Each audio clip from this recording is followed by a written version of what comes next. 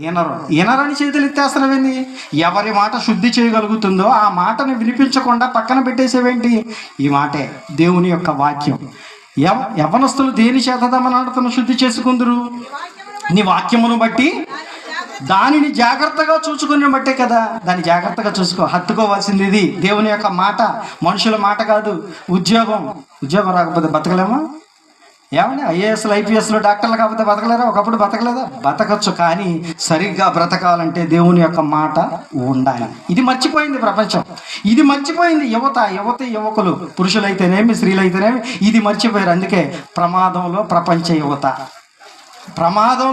యువత మామూలు ప్రమాదం కాదు ఇది.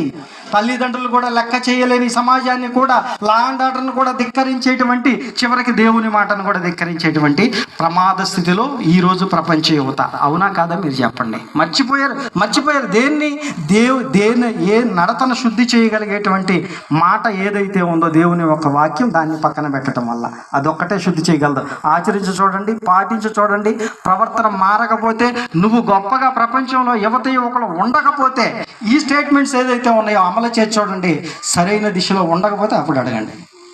చెయ్యక పక్కన పెట్టేసి మర్చిపోయి గుర్తుపెట్టుకోకుండా విడిచిపెట్టాల్సిన ఏమో గుర్తుపెట్టుకొని ఏం గుర్తుపెట్టుకుంటున్నారు? చివరిగా మాట చూసి క్లోజ్ చేస్తానండి. ఏమంటే ఇర్మియా గ్రంథము 2వ అధ్యాయం 32వ వచనం. ఇర్మియా గ్రంథము 2వ అధ్యాయం 32వ వచనం. కన్యక ఆభరణములు మరుస్తుందా?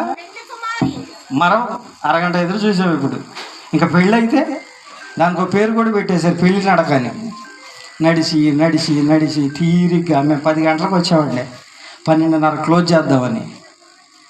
ఇవన్నీ చెప్పి కూర్చుని ఎదురు చూసి ఒక్కొక్కరిని చివరికి ఇదిగో వాళ్ళు తీసుకొచ్చినటువంటి సార్ అంటే ఇక్కడే అని కాదులేండి, నేను వాళ్ళ అంటే ఎక్కడైనా అంతే కదా.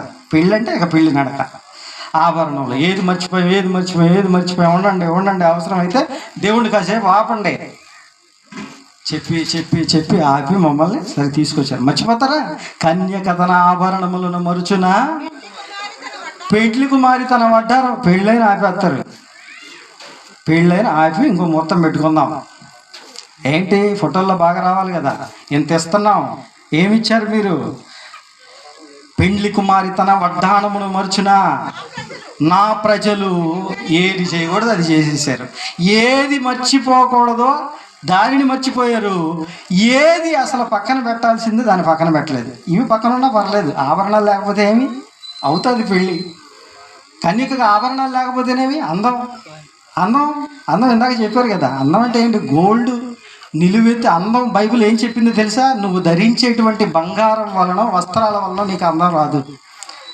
అసలు శ్రేష్టమైనటువంటి అవయవాలు, సుందరమైన అవయవములకు మరి ఎక్కువ సౌందర్యము అక్కర్లేదని బైబిల్ స్టేట్మెంట్. అంటే సుందరమైన, నీకు అన్నీ ఉన్నాయా? చేతులు కాళ్ళు అన్నీ ఉన్నాయా? తల్ల జుట్టు లేకపోతే బాధపడు. బోడిగుండు వేసుకుని ఎక్కడ ఉంటావు? ఫోటోల్లో దాంట్లో బాగా రాదు కదా. దేవుడు జుట్టు ఇచ్చాడు, ఇంకెంతకంటే అందమేముంది? మంచి జాడ ఇచ్చాడు, దాన్ని కాపాడుకో. ఏమండి చెవులు ఇచ్చాడు, ఏలాడ తీసుకోవడం, చిన్నవి పెట్టుకో. ఏమండి వస్త్రాలు మంచి కట్టుకో. ఇంతకంటే అందం లేనే లేదు.